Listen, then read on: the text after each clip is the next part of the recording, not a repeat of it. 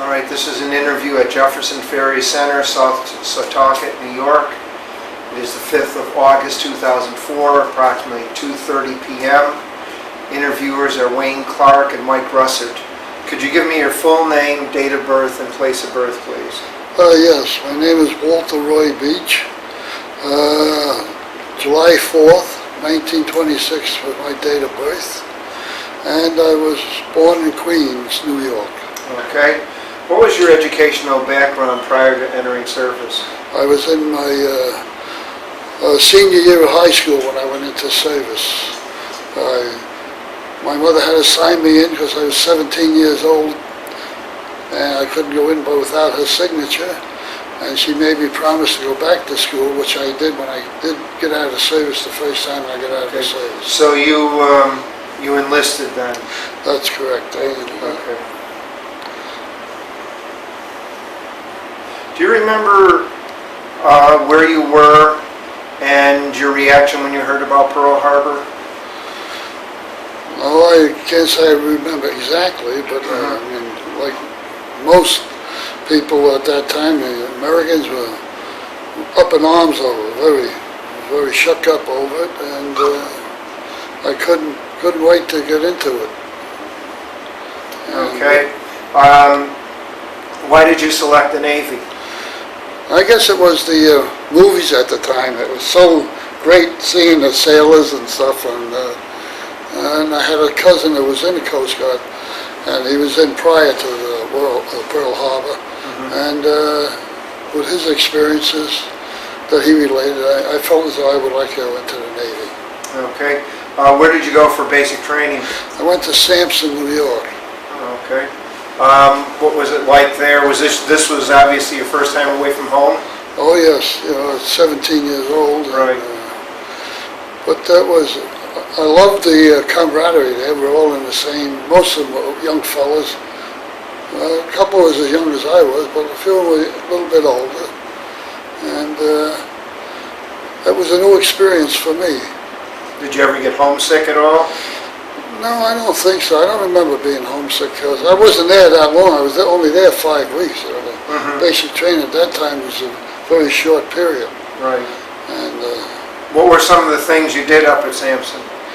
well, one thing I did, I remember, they put me on fire watch. We had coal stoves heating the barracks. I fell asleep at the stove at night. I remember that. Now, did you sleep in hammocks or regular bunks? No, bunks. Where did you go after Sampson? I went to the receiving station in, I think it was Pier 92, and immediately went overseas. I went on a Queen Mary, by the way, which was a certain experience, and we ran without escorts, and they zigzagged, Yes. and we hit some rough weather, and a lot of, mostly Army. There was a few sailors on board, but it was mostly Army. And I didn't get seasick, but a lot of the sailors were, the soldiers were bad shape. But it was only like a 5 or 6 day trip. It wasn't too long. Now, when you went over, were you assigned to a unit or a ship? No, actually, we went to Roseneath, Scotland, as I remember, and we were there for quite a while. And then I was sent to London, and we were put in a big field over there, and nobody was there to make anything for us as far as arrangements for food or anything. And we went to whoever was in charge of our detail, went to call Salvation Army, and they came with sandwiches and tea. Wasn't much, but boy, it was very thankful from us. And then we all went to different ships. I picked up the LST 264 in the Isle of Wight in England. So you went there kind of as a replacement? Yes, as a replacement. All right. When did you arrive in England? I would say it was, I can't give you the exact date. But Well, you were pre-D-Day though, right? Oh, yes, pre-D. I would say end of April. Yeah, end of April. What was your assignment on the LST? Well, how was it? Actually, a deckhand to start with, and mopping and sweeping and that kind of stuff. And I was just a seaman second, and then I finally got put on the boat crew, which we ran the boats for the Liberty boats and the invasion boats later on. So it was basically on-the-job training for you then? Oh yes. How did you like being on an LST? I loved it. I thought the duty was great. We always thought we were really more than just sailors. We were fighting sailors. We were called the amphibs. We had the guns on our emblem and all with the anchor.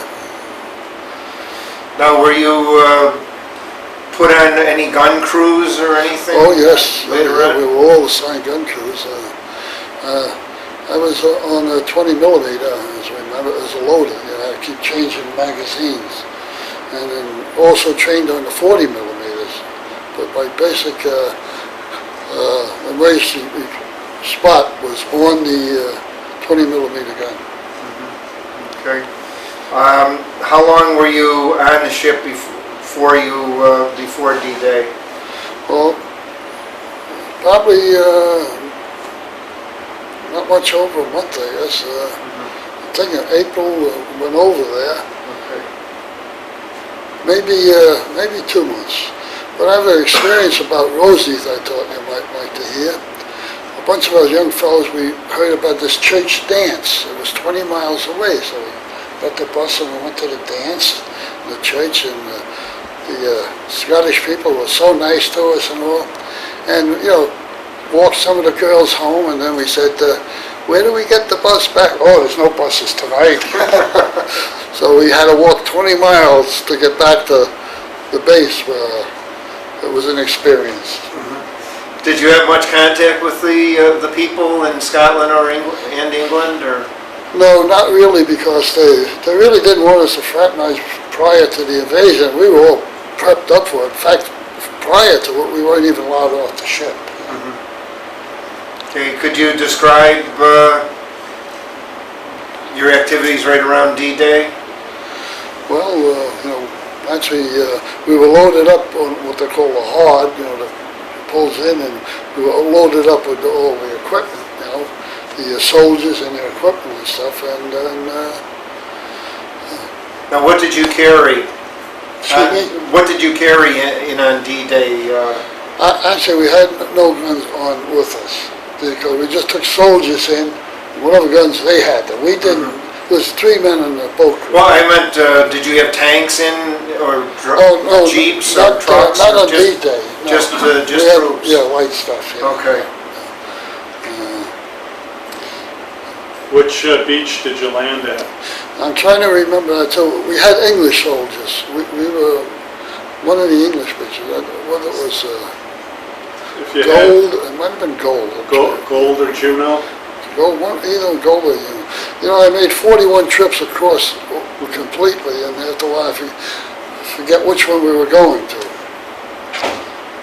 We went, later on, actually, we just ran up on the beach, with the ship.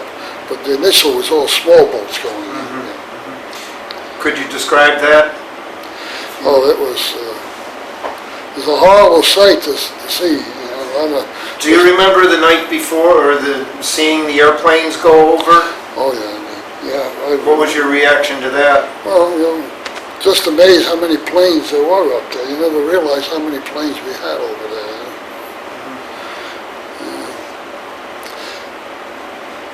Trying to remember things that it's been a long time ago. But we were pretty well awed about the whole thing when we finally got underway, and the ships. I mean, you just couldn't imagine how many ships there was. There was hundreds and hundreds of ships over there. And us and one other ship, I forget the other LST, we were the first ones in there.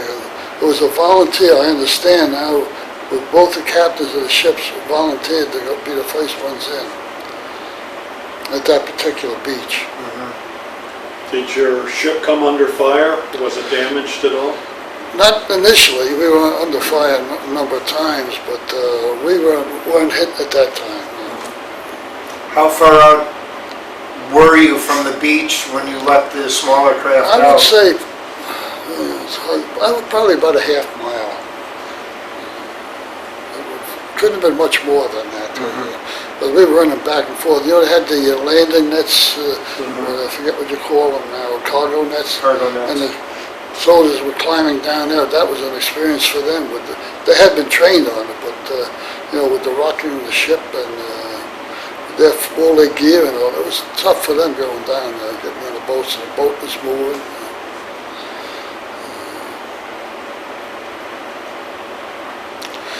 You know, it was tough to see some of the, you could actually see some of the soldiers that were hit, you know, crawling in there. It was an experience. That part, you put it in the back of your mind, but every now and then it comes back to you. How many trips did you make in and out on D-Day? I don't remember, but it was a lot. It was a lot.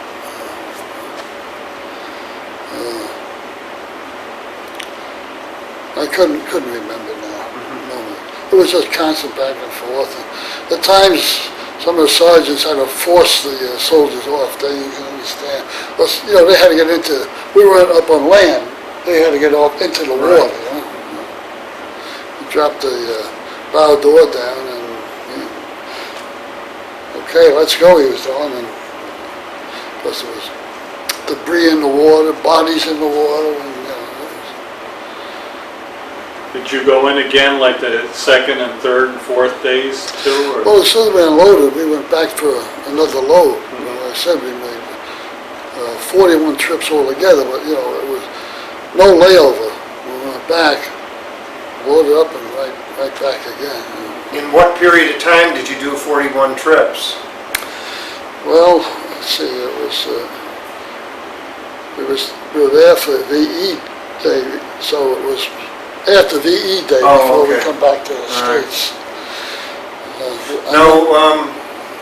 You know, D-Day and so on, were all your landings basically on the British beaches? Oh yeah, we unloaded, you know, Okay, it was so all English soldiers that we had.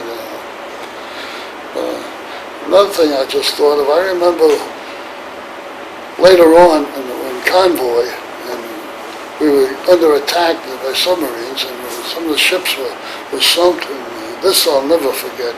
I was on bow watch, and we were flank speed, and I'm seeing sailors and merchantmen in the water, and we're plowing right through them. We could not stop. The escort wouldn't let us stop. Or he said, just a sit and target thing. I don't know how many of them they picked up after, you know, the escorts did, after they got rid of the submarines.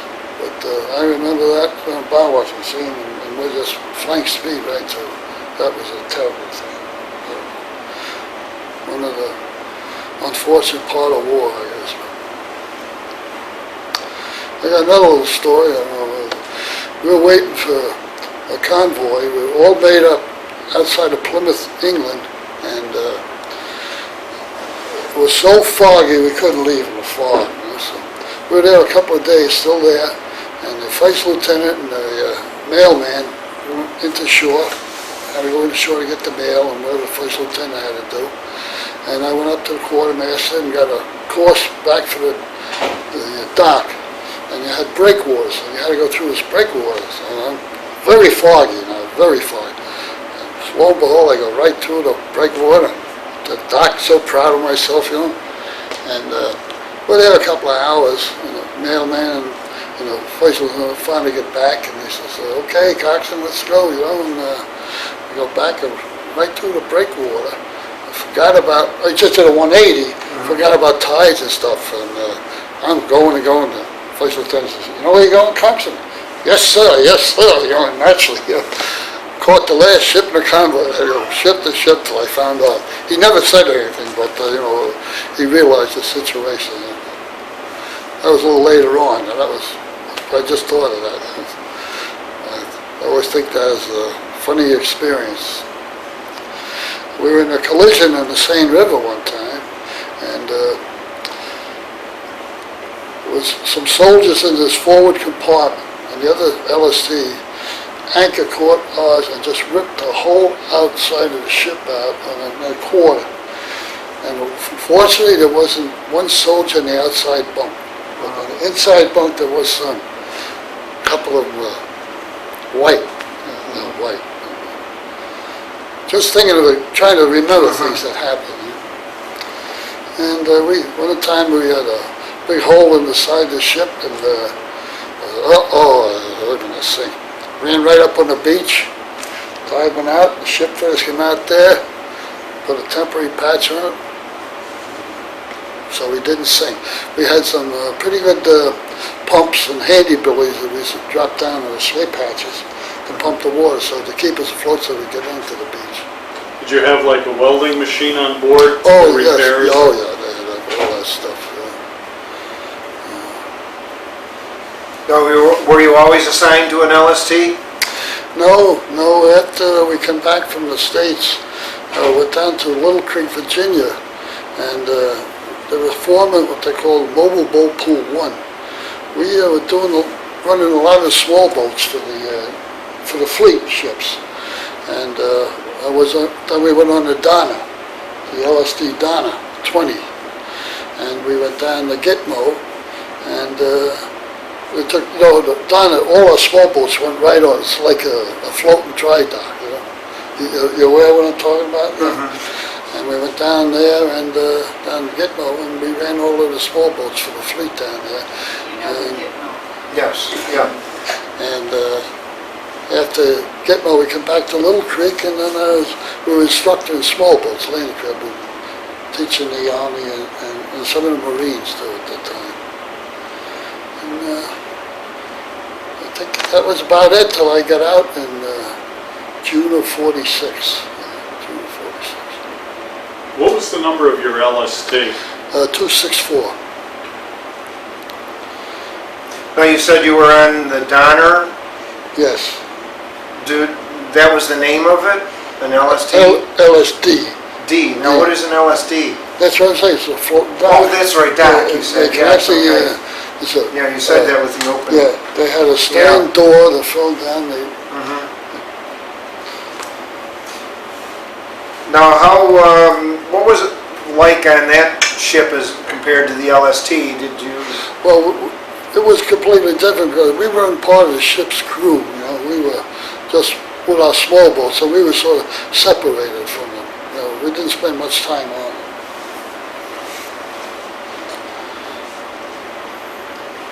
Did you carry any kind of personal weapon at all? No. We didn't feel as though it was necessary. You know.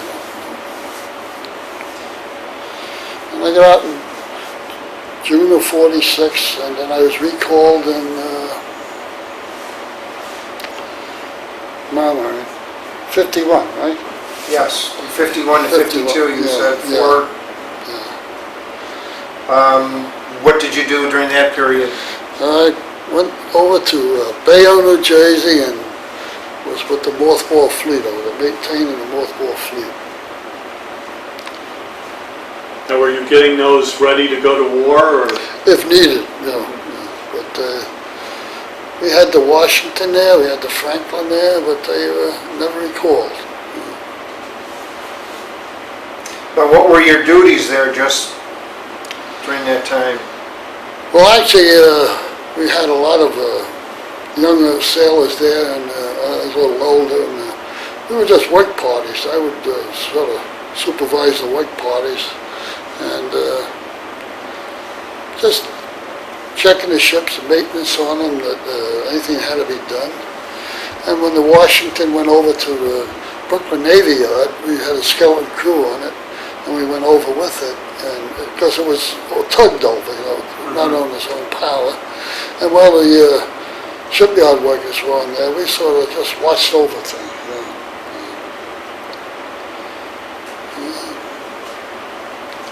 Okay, when you were finally discharged in 52 then? Yes. Did you make use of the GI Bill at all? Oh yes, I got my pilot's license through the GI Bill. Yeah. Did you ever use the 5220 club? Every one of them. Now, did you get a commercial license or just a private? No, I didn't, never went to the commercial because we were married at the time and it got to be a little expensive, so satisfied with my private license. Do you still fly today? Not too often. I haven't flown in about 3 years. The last time a friend of mine's a commercial pilot was with TWA, so I fly with him once in a while. He likes to fly the little stuff too. So. Did you join any veterans organizations? I did for a while when I was young. I joined the American Legion in Franklin Square, but then when we moved from there, I never continued with that because I got active in the fire departments, the volunteer fire departments. And did you ever stay in contact with anyone that was in service with you? You know, I didn't, and I tried. We have the LST organization. I wrote a few letters, posted them in there, and I got an answer from one fellow, but he was off the ship before I got on. He was one of the original crew. So I tried, but you know, we had a lot of southern fellas on the ship, and there was a few locally, but I never really kept in contact with anybody. I tried, but it just didn't work out. How do you think your time in the service had an effect on your life or changed your life in any way? Well, I think it certainly changed my life. You know, I might have gone on to college, you know, and once I came back, I felt as though I was too old to start college. But you finished high school, though. Oh, I you did. said. Yeah, I went back to high school. How was that, going back? Oh, that was fun. That was fun. You know, everybody, the kids all looked up to us. You know, we thought we were the big wheels, you know. And I wasn't the only one. There was probably 10 of us, you know, in the high school. And we really enjoyed it. Teachers gave us breaks, you know, and it was, I just put in 6 months, you know, the requirements took me 6 months and I graduated. But it was fun. It was a lot of fun. Did you have some pictures with you or something? I might have. I didn't know if you... Yeah, I have some, yeah, I got some of my shipmates pictures, I know that.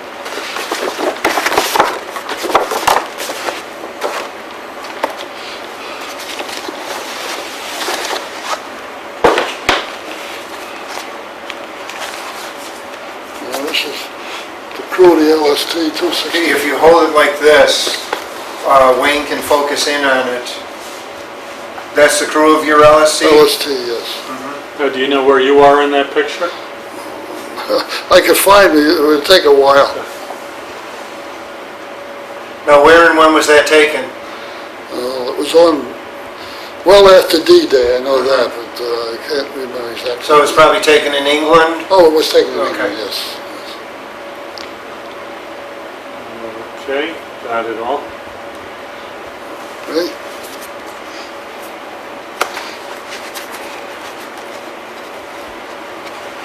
I forget what a skinny little kid I was, you know. I got this is the Donna.